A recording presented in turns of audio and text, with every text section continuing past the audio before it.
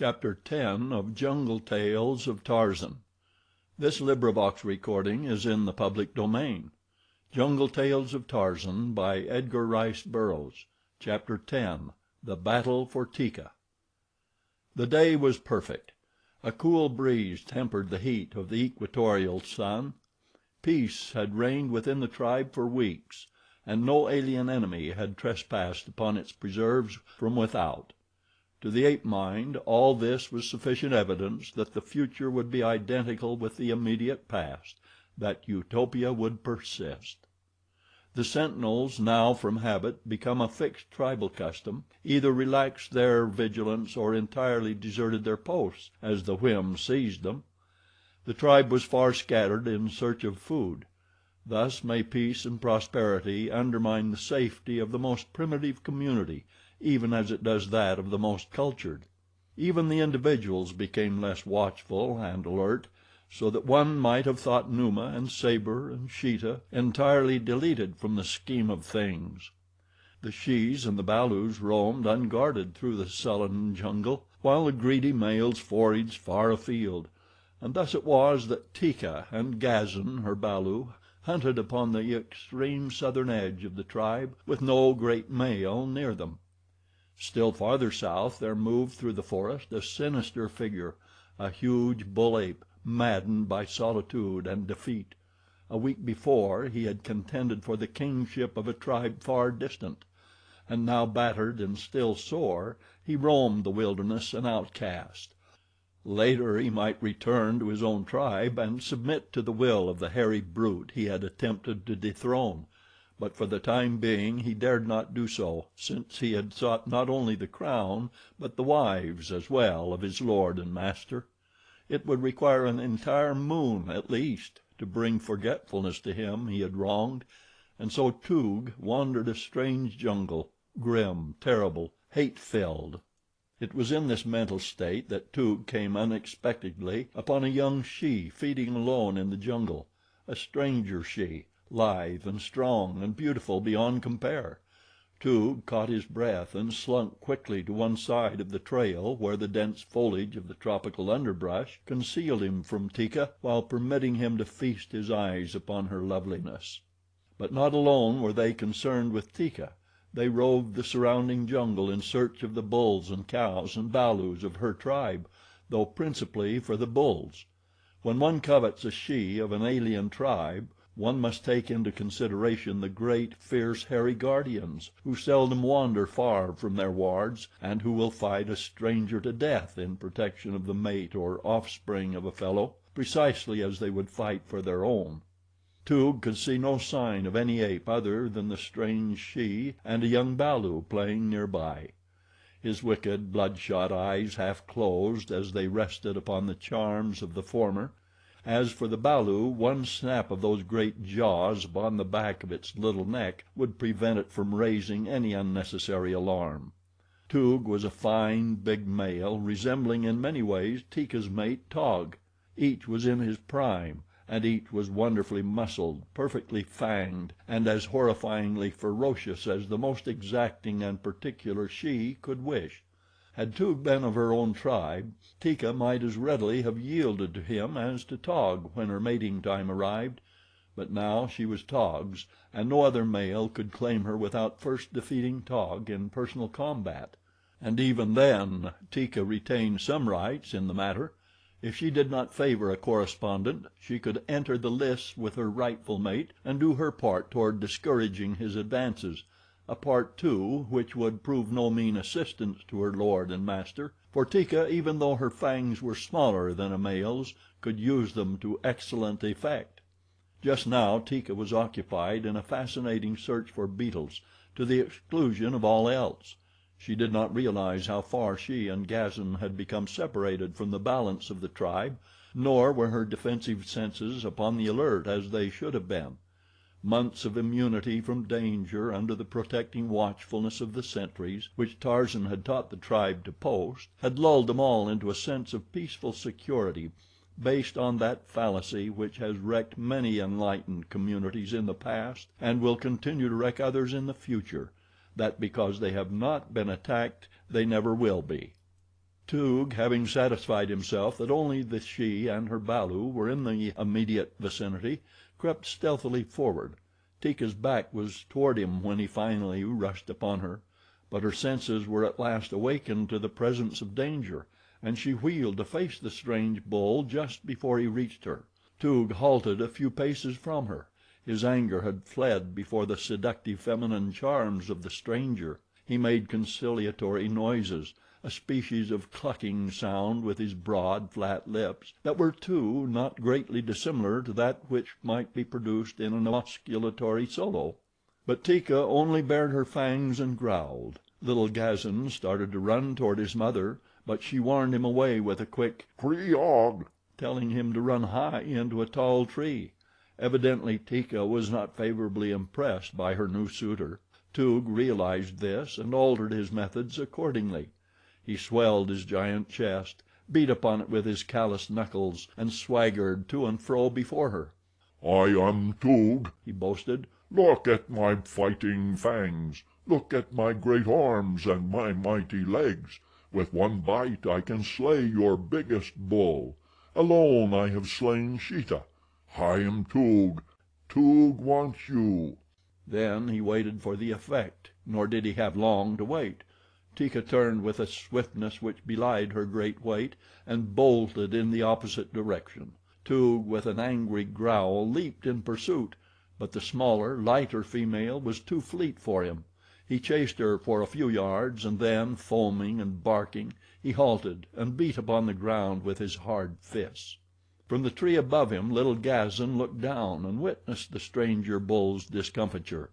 Being young and thinking himself safe above the reach of the heavy male, Gazan screamed an ill-timed insult at their tormentor. Toog looked up. Teeka had halted at a little distance.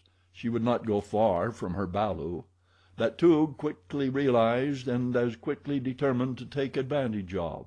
He saw that the tree in which the young ape squatted was isolated and that Gazan could not reach another without coming to earth. He would obtain the mother through her love for her young. He swung himself into the lower branches of the tree.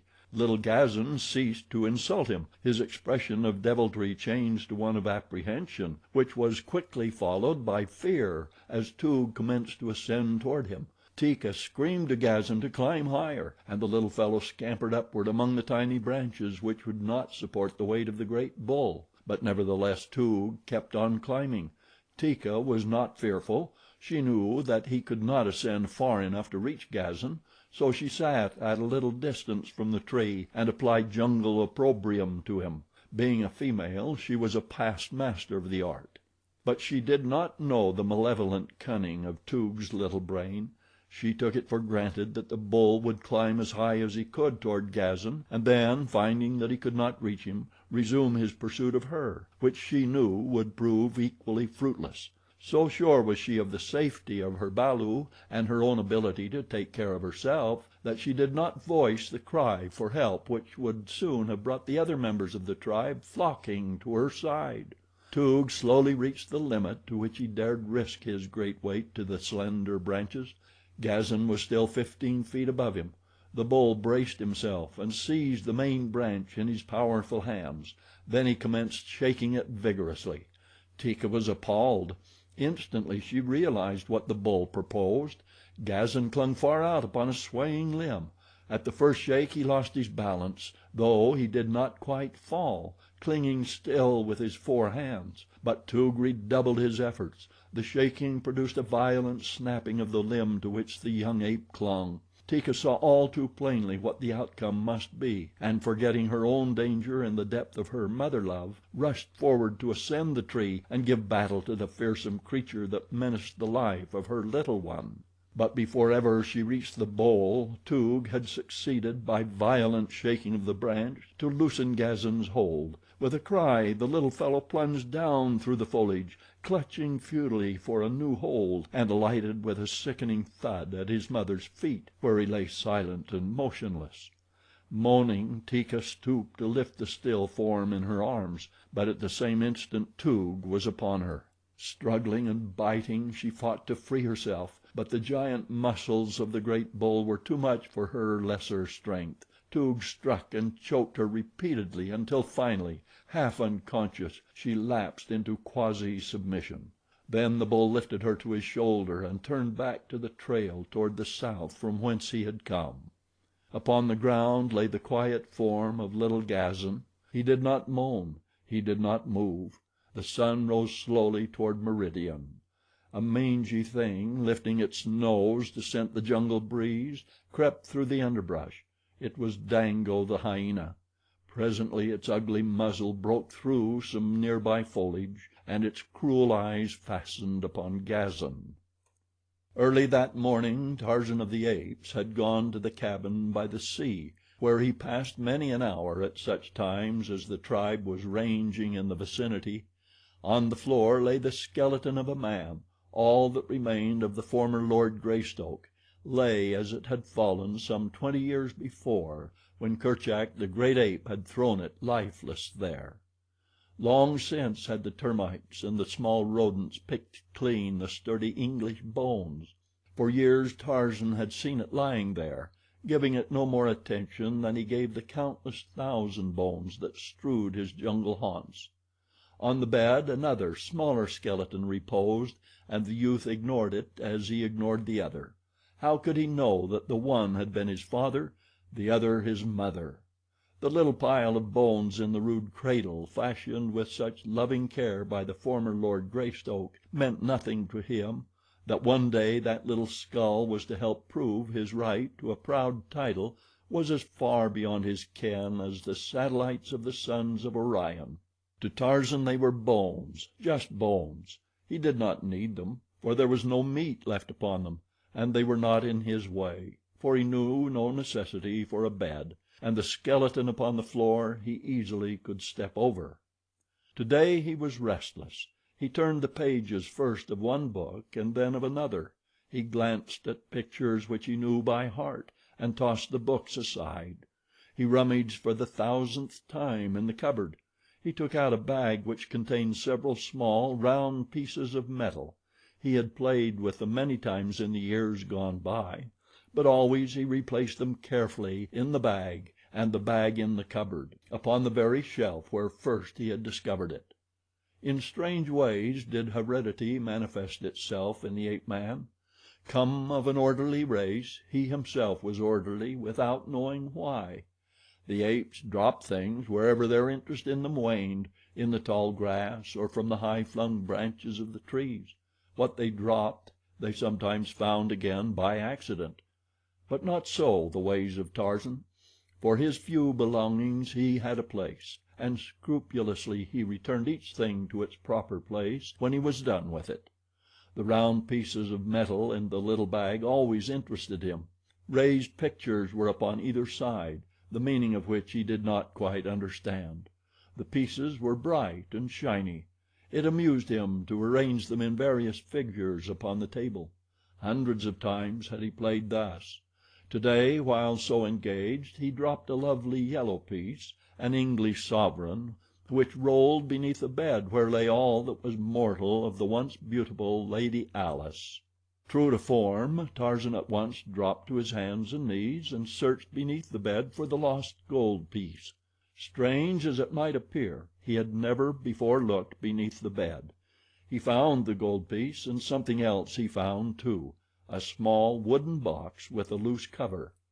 Bringing them both out, he returned the sovereign to its bag and the bag to its shelf within the cupboard. Then he investigated the box. It contained a quantity of cylindrical bits of metal, cone-shaped at one end and flat at the other, with a projecting rim. They were all quite green and dull, coated with years of verdigris. Tarzan removed a handful of them from the box and examined them. He rubbed one upon another and discovered that the green came off, leaving a shiny surface for 2/3 of their length and a dull gray over the cone-shaped end. Finding a bit of wood, he rubbed one of the cylinders rapidly and was rewarded by a lustrous sheen which pleased him. At his side hung a pocket pouch taken from the body of one of the numerous black warriors he had slain. Into this pouch he put a handful of the new playthings, thinking to polish them at his leisure. Then he replaced the box beneath the bed. and finding nothing more to amuse him, left the cabin and started back in the direction of the tribe. Shortly before he reached them he heard a great commotion ahead of him, the loud screams of shes and balus, the savage, angry barking and growling of the great bulls. Instantly he increased his speed, for the "Kreegahs" that came to his ears warned him that something was amiss with his fellows. While Tarzan had been occupied with his own devices in the cabin of his dead sire, Taug, Teeka's mighty mate, had been hunting a mile to the north of the tribe. At last, his belly filled, he had turned lazily back toward the clearing where he had last seen the tribe, and presently commenced passing its members scattered alone or in twos or threes. Nowhere did he see Teeka or Gazan, and soon he began inquiring of the other apes where they might be, but none had seen them recently. Now the lower orders are not highly imaginative. They do not, as you and I, paint vivid mental pictures of things which might have occurred, and so Taug did not now apprehend that any misfortune had overtaken his mate and their offspring. He merely knew that he wished to find Teeka that he might lie down in the shade and have her scratch his back while his breakfast digested. But though he called to her and searched for her and asked each whom he met, he could find no trace of Teeka, nor of Gazan either. He was beginning to become peeved, and had about made up his mind to chastise Teeka for wandering so far afield when he wanted her. He was moving south along a game trail, his calloused soles and knuckles giving forth no sound, when he came upon Dango at the opposite side of a small clearing. The eater of carrion did not see Taug, for all his eyes were for something which lay in the grass beneath a tree, something upon which he was sneaking with the cautious stealth of his breed. Taug, always cautious himself, as it behooves one to be who fares up and down the jungle and desires to survive, swung noiselessly into a tree, where he could have a better view of the clearing. He did not fear Dango, but he wanted to see what it was that Dango stalked. In a way, possibly, he was actuated as much by curiosity as by caution. And when Taug reached a place in the branches from which he could have an unobstructed view of the clearing, he saw Dango already sniffing at something directly beneath him, something which Taug instantly recognized as the lifeless form of his little Gazan. With a cry so frightful, so bestial, that it momentarily paralyzed the startled Dango, the great ape launched his mighty bulk upon the surprised hyena. With a cry and a snarl, Dango, crushed to earth, turned to tear at his assailant, but as effectively might a sparrow turn upon a hawk. Taug's great, gnarled fingers closed upon the hyena's throat and back, his jaws snapped once on the mangy neck, crushing the vertebrae, and then he hurled the dead body contemptuously aside. Again he raised his voice in the call of the bull ape to its mate, but there was no reply. Then he leaned down to sniff at the body of Gazan. In the breast of this savage, hideous beast there beat a heart which was moved, however slightly, by the same emotions of paternal love which affect us. Even had we no actual evidence of this, we must know it still, since only thus might be explained the survival of the human race, in which the jealousy and selfishness of the bulls would, in the earliest stages of the race, have wiped out the young as rapidly as they were brought into the world, had not God implanted in the savage bosom that paternal love which evidences itself most strongly in the protective instinct of the male.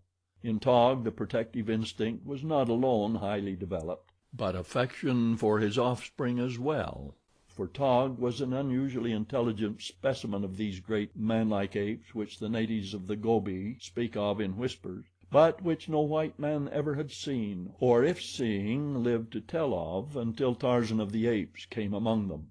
And so Taug felt sorrow as any other father might feel sorrow at the loss of a little child. To you, little Gazan might have seemed a hideous and repulsive creature, but to Taug and Teeka he was as beautiful and as cute as is your little Mary or Johnny or Elizabeth Ann to you. And he was their firstborn, their only balu, and a he, three things which might make a young ape the apple of any fond father's eye. For a moment Taug sniffed at the quiet little form. With his muzzle and his tongue he smoothed and caressed the rumpled coat. From his savage lips broke a low moan, but quickly upon the heels of sorrow came the overmastering desire for revenge. Leaping to his feet, he screamed out a volley of "Kreegahs," punctuated from time to time by the blood-freezing cry of an angry, challenging bull, a rage-mad bull with the blood lust strong upon him. Answering his cries came the cries of the tribe as they swung through the trees toward him. It was these that Tarzan heard on his return from his cabin, and in reply to them he raised his own voice and hurried forward with increased speed until he fairly flew through the middle terraces of the forest. When at last he came upon the tribe he saw their members gathered about Taug and something which lay quietly upon the ground. Dropping among them, Tarzan approached the center of the group. Taug was stiff, roaring out his challenges, but when he saw Tarzan he ceased, and stooping picked up Gazan in his arms and held him out for Tarzan to see. Of all the bulls of the tribe, Taug held affection for Tarzan only. Tarzan he trusted and looked up to as one wiser and more cunning. To Tarzan he came now, to the playmate of his Balu days, the companion of innumerable battles of his maturity. When Tarzan saw the still form in Taug's arms, a low growl broke from his lips, for he too loved Teeka's little balu. "Who did it?" he asked. "Where is Teeka?" "I do not know," replied Taug. "I found him lying here with Dango about to feed upon him, but it was not Dango that did it. There are no fang marks upon him." Tarzan came closer and placed an ear against Gazan's breast. "He is not dead," he said. "Maybe he will not die." He pressed through the crowd of apes and circled once about them, examining the ground step by step. Suddenly he stopped, and placing his nose close to the earth, sniffed. Then he sprang to his feet, giving a peculiar cry. Taug and the others pressed forward, for the sound told them that the hunter had found the spoor of his quarry. "A stranger bull has been here," said Tarzan. "It was he that hurt Gazan. He has carried off Teeka." Taug and the other bulls commenced to roar and threaten, but they did nothing. Had the stranger bull been within sight they would have torn him to pieces, but it did not occur to them to follow him. "If the three bulls had been watching around the tribe this would not have happened," said Tarzan. "Such things will happen as long as you do not keep the three bulls watching for an enemy. The jungle is full of enemies, and yet you let your shes and your balus feed where they will, alone and unprotected. Tarzan goes now. He goes to find Teeka and bring her back to the tribe." The idea appealed to the other bulls. "We will all go," they cried. "No," said Tarzan, "you will not go. You cannot take shes and balus when we go out to hunt and fight. You must remain to guard them, or you will lose them all." They scratched their heads. The wisdom of his advice was dawning upon them, but at first they had been carried away by the new idea, the idea of following up an enemy offender to wrest his prize from him and punish him. The community instinct was ingrained in their characters through ages of custom. They did not know why they had not thought to pursue and punish the offender. They could not know that it was because they had as yet not reached a mental plane which would permit them to work as individuals. In times of stress the community instinct sent them huddling into a compact herd where the great bulls, by the weight of their combined strength and ferocity, could best protect them from an enemy. The idea of separating to do battle with a foe had not yet occurred to them. It was too foreign to custom, too inimical to community interests, but to Tarzan it was the first and most natural thought. His senses told him that there was but a single bull connected with the attack upon Teeka and Gazan. A single enemy did not require the entire tribe for his punishment. Two swift bulls could quickly overhaul him and rescue Teeka. In the past no one ever had thought to go forth in search of the shes that were occasionally stolen from the tribe. If Numa, Sabor, Sheeta, or a wandering bull ape from another tribe chanced to carry off a maid or a matron while no one was looking, that was the end of it. She was gone, that was all. The bereaved husband, if the victim chanced to have been mated, growled around for a day or two, and then, if he were strong enough, took another mate within the tribe, and if not, wandered far into the jungle on the chance of stealing one from another community. In the past Tarzan of the Apes had condoned this practice for the reason that he had had no interest in those who had been stolen; but Teeka had been his first love, and Teeka's balu held a place in his heart such as a balu of his own would have held. Just once before had Tarzan wished to follow and revenge. That had been years before, when Kulonga, the son of Mbonga the chief, had slain Kala. Then, single-handed, Tarzan had pursued and avenged. Now, though to a lesser degree, he was moved by the same passion. He turned toward Taug.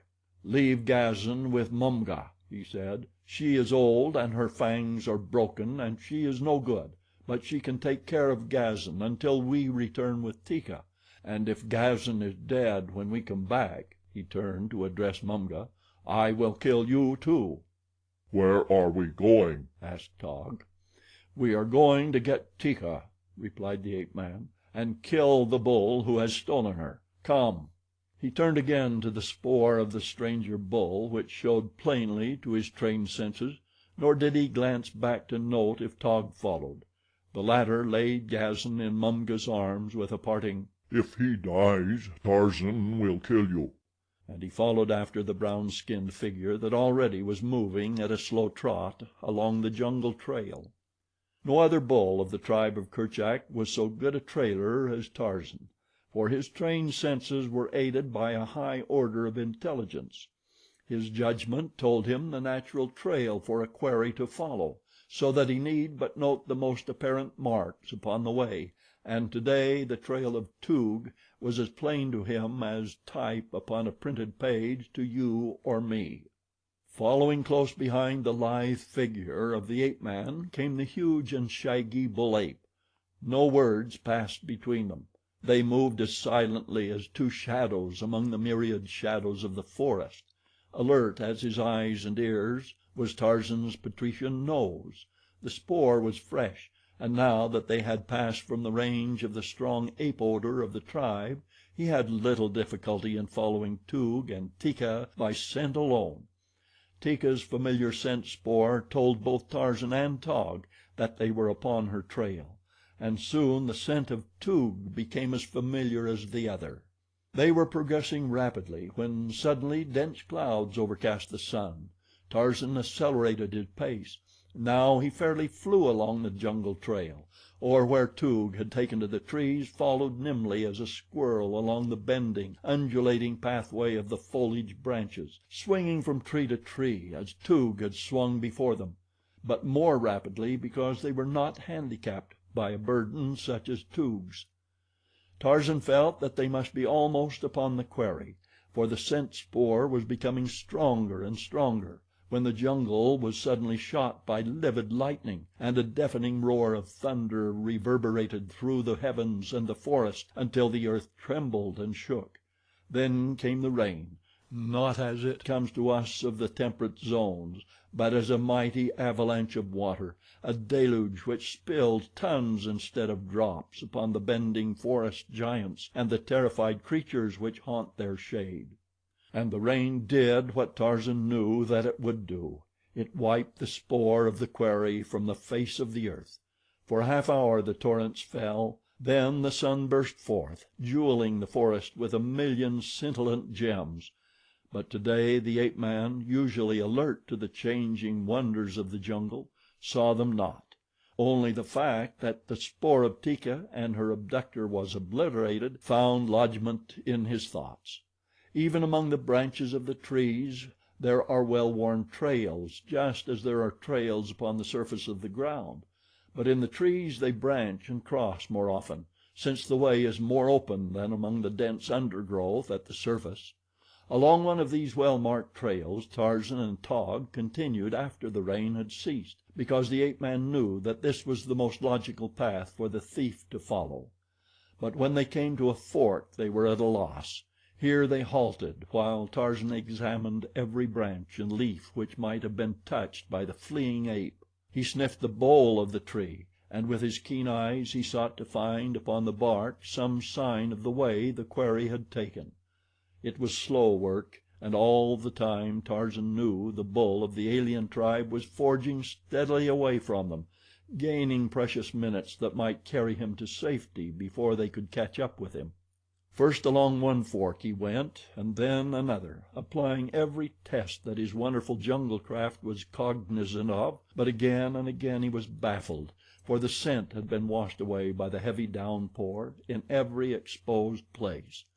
For a half hour Tarzan and Taug searched, until at last, upon the bottom of a broad leaf, Tarzan's keen nose caught the faint trace of the scent spoor of Toog, where the leaf had brushed a hairy shoulder as the great ape passed through the foliage. Once again the two took up the trail, but it was slow work now, and there were many discouraging delays when the spoor seemed lost beyond recovery. To you or me there would have been no spoor, even before the coming of the rain, except possibly where Toog had come to earth and followed a game trail. In such places the imprint of a huge hand-like foot and the knuckles of one great hand were sometimes plain enough for an ordinary mortal to read. Tarzan knew from these and other indications that the ape was yet carrying Teeka. The depth of the imprint of his feet indicated a much greater weight than that of any of the larger bulls, for they were made under the combined weight of Toog and Teeka, while the fact that the knuckles of but one hand touched the ground at any time showed that the other hand was occupied in some other business, the business of holding the prisoner to a hairy shoulder.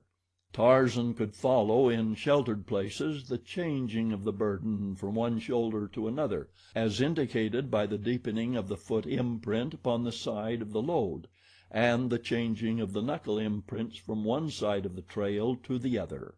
There were stretches along the surface paths where the ape had gone for considerable distances entirely erect upon his hind feet, walking as a man walks, but the same might have been true of any of the great anthropoids of the same species, for, unlike the chimpanzee and the gorilla, they walk without the aid of their hands quite as readily as with. It was such things, however, which helped to identify to Tarzan and to Taug the appearance of the abductor, and with his individual scent characteristic already indelibly impressed upon their memories, they were in a far better position to know him when they came upon him, even should he have disposed of Teeka before, than is a modern sleuth with his photographs and Bertillon measurements equipped to recognize a fugitive from civilized justice. But with all their high-strung and delicately attuned perceptive faculties, the two bulls of the tribe of Kerchak were often sore pressed to follow the trail at all, and at best were so delayed that in the afternoon of the second day they still had not overhauled the fugitive. The scent was now strong, for it had been made since the rain, and Tarzan knew that it would not be long before they came upon the thief and his loot. Above them, as they crept stealthily forward, chattered Manu, the monkey, and his 1,000 fellows. Squawked and screamed the brazen-throated birds of plumage, buzzed and hummed the countless insects amid the rustling of the forest leaves, and as they passed, a little gray-beard, squeaking and scolding upon a swaying branch, looked down and saw them. Instantly the scolding and squeaking ceased, and off tore the long-tailed mite as though Sheeta, the panther, had been endowed with wings and was in close pursuit of him. To all appearances he was only a very much frightened little monkey, fleeing for his life. There seemed nothing sinister about him.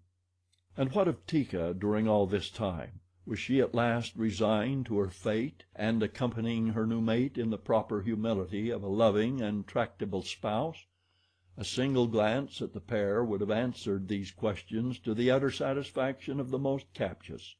She was torn and bleeding from many wounds inflicted by the sullen Toog in his vain efforts to subdue her to his will.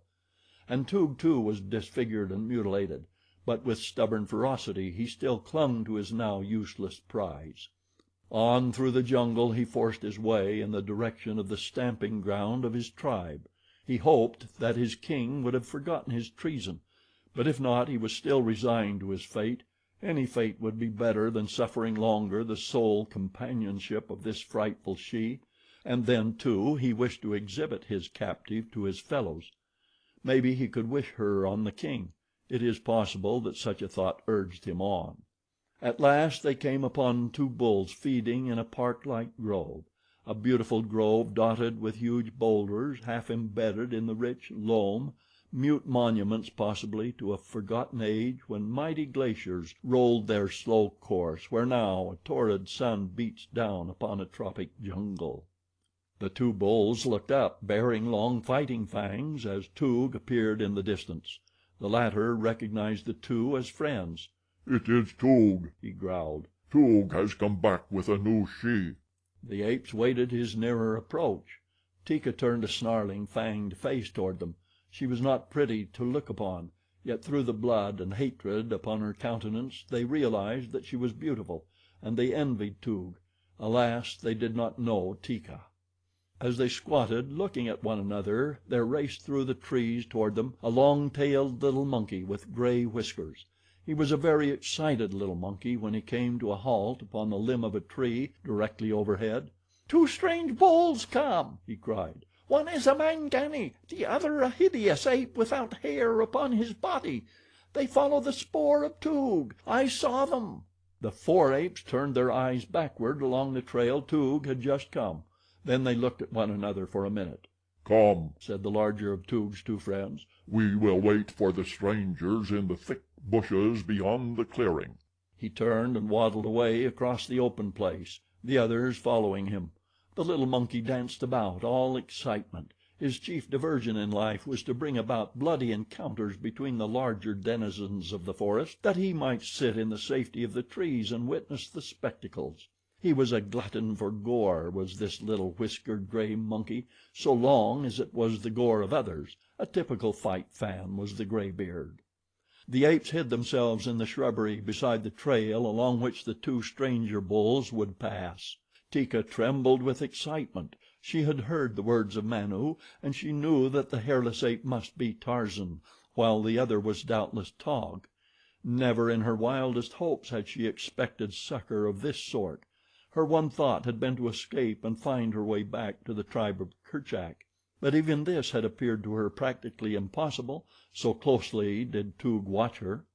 As Taug and Tarzan reached the grove where Toog had come upon his friends, the ape scent became so strong that both knew the quarry was but a short distance ahead, and so they went even more cautiously, for they wished to come upon the thief from behind if they could, and charge him before he was aware of their presence.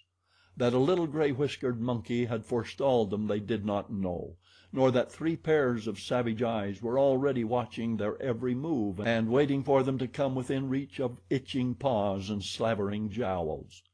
On they came across the grove, and as they entered the path leading into the dense jungle beyond, a sudden "Kreog!" shrilled out close before them, a "Kreog!" in the familiar voice of Teeka. The small brains of Toog and his companions had not been able to foresee that Teeka might betray them, and now that she had they went wild with rage. Toog struck the she a mighty blow that felled her, and then the three rushed forth to do battle with Tarzan and Taug. The little monkey danced upon his perch and screamed with delight. And indeed he might well be delighted, for it was a lovely fight. There were no preliminaries, no formalities, no introductions. The five bulls merely charged and clinched. They rolled in the narrow trail into the thick verdure beside it. They bit and clawed and scratched and struck, and all the while they kept up the most frightful chorus of growlings and barkings and roarings. In 5 minutes they were torn and bleeding, and the little graybeard leaped high, shrilling his primitive bravos, but always his attitude was thumbs down. He wanted to see something killed. He did not care whether it were friend or foe. It was blood he wanted, blood and death. Taug had been set upon by Toog and another of the apes, while Tarzan had the third, a huge brute with the strength of a buffalo. Never before had Tarzan's assailant beheld so strange a creature as this slippery, hairless bull with which he battled. Sweat and blood covered Tarzan's sleek brown hide. Again and again he slipped from the clutches of the great bull, and all the while he struggled to free his hunting knife from the scabbard in which it had stuck. At length he succeeded. A brown hand shot out and clutched a hairy throat. Another flew upward, clutching the sharp blade.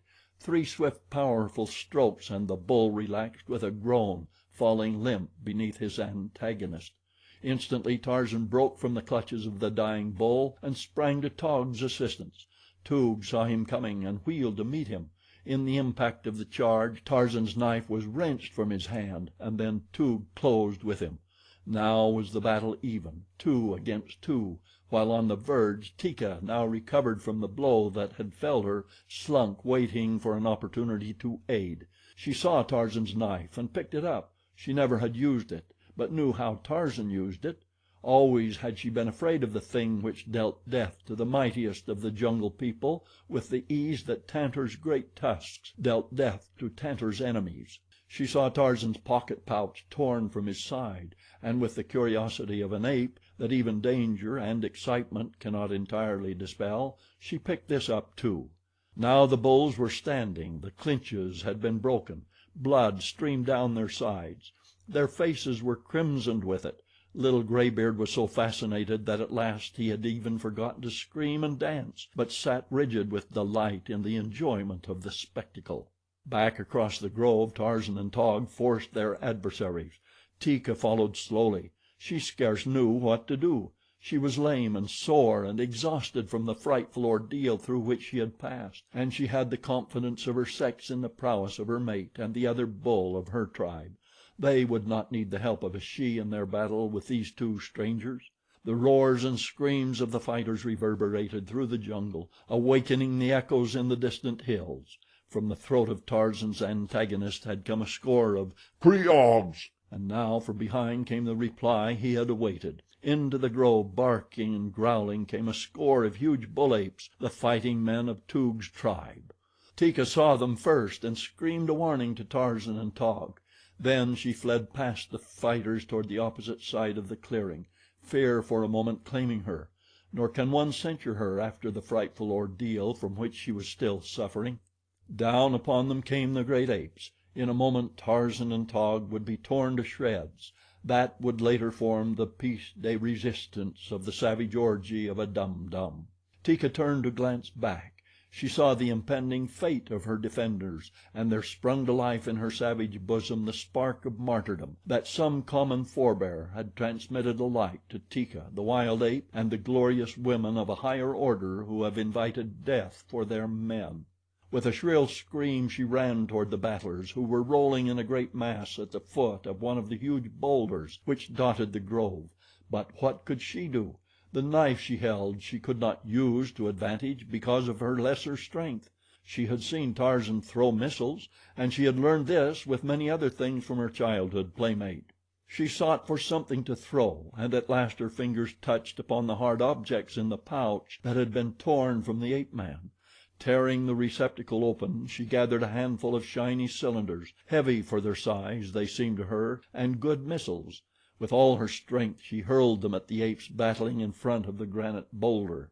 The result surprised Teeka quite as much as it did the apes. There was a loud explosion which deafened the fighters and a puff of acrid smoke. Never before had one there heard such a frightful noise. Screaming with terror, the stranger bulls leaped to their feet and fled back toward the stamping grounds of their tribe, while Taug and Tarzan slowly gathered themselves together and arose, lame and bleeding, to their feet. They too would have fled had they not seen Teeka standing there before them, the knife and the pocket pouch in her hands. "What was it?" asked Tarzan. Teeka shook her head. "I hurled these things at the stranger bulls," and she held forth another handful of the shiny metal cylinders with the dull gray, cone-shaped ends. Tarzan looked at them and scratched his head. "What are they?" asked Taug. "I do not know," said Tarzan. "I found them." The little monkey with the gray beard halted among the trees a mile away and huddled terrified against a branch. He did not know that the dead father of Tarzan of the Apes, reaching back out of the past across a span of 20 years, had saved his son's life. Nor did Tarzan, Lord Greystoke, know it either. End of chapter 10.